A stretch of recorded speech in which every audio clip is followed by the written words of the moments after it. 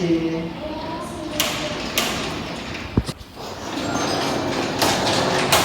Silakan duduk Mbak, Mas.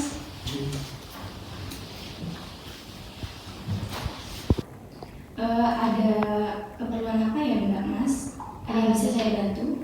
Kamu itu kan baru nikah, baru masih pasangan baru, dan kayaknya mau jalan-jalan dulu, kayak mau jalan-jalan dulu gitu. Nah, kontrasepsi apa yang cocok untuk kami gitu?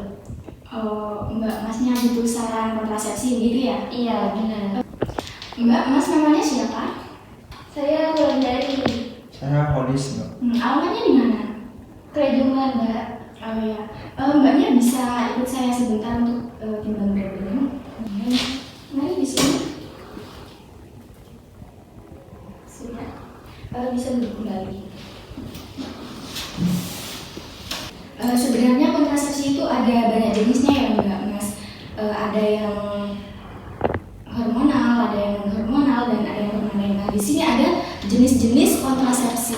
Yang pertama itu ada kontrasepsi hormonal, yaitu pil KB, suntik KB, dan implan. Pil KB itu seperti obat, pil kecil yang diminum setiap hari secara rutin untuk mbaknya. Nah, kemudian ada suntik KB. Suntik KB itu untuk mbaknya juga, itu bisa dilakukan sebulan sekali, 3 bulan sekali, gitu.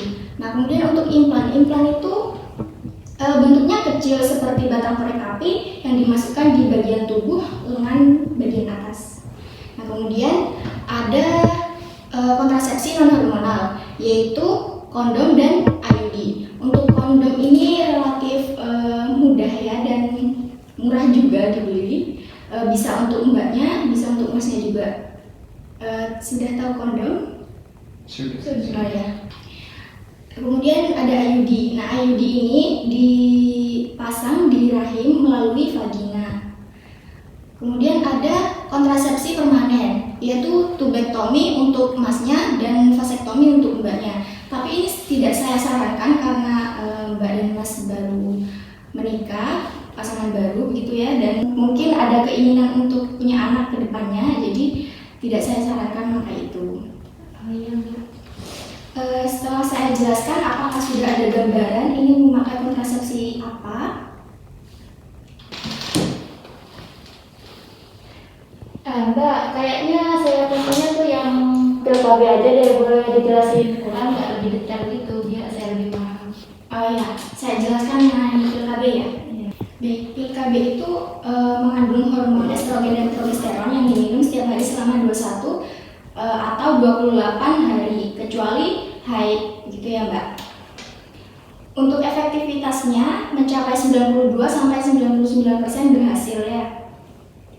Karena ada keuntungannya, yaitu kesuburan segera kembali setelah lepas minum pil KB.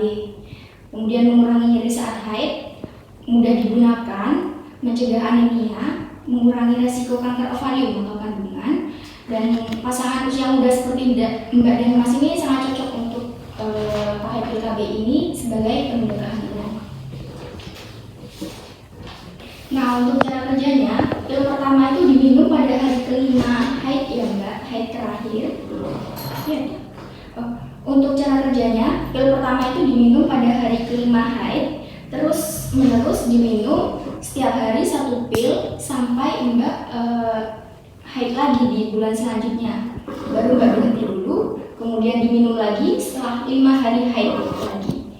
Begitu seterusnya. Sampai sini Mbak paham? Iya, paham. Nah, jika lupa diminum 1 hari saja, Mbak tuh bisa minum di esokan harinya 2 pil. Kan 1 hari seharusnya 1 pil, tapi karena Mbak lupa 1 hari tidak minum pil, keesokan harinya di jam yang sama Mbak harus minum 2 pil, gitu ya. Nah, sebelumnya apakah Mbak ada penyakit liver, jantung, darah tinggi gitu, riwayat penyakit seperti itu? Enggak ada.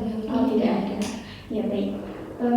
Pil KB bisa sih Mbak pakai ya.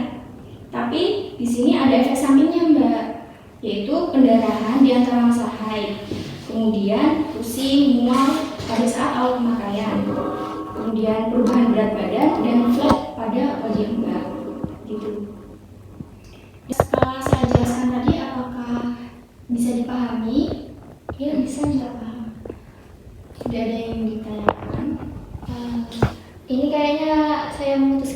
pakai pil KB aja deh Mbak. Iya. Baik kalau begitu. Nah, tadi kan sudah saya jelaskan ya Mbak mengenai efek sampingnya.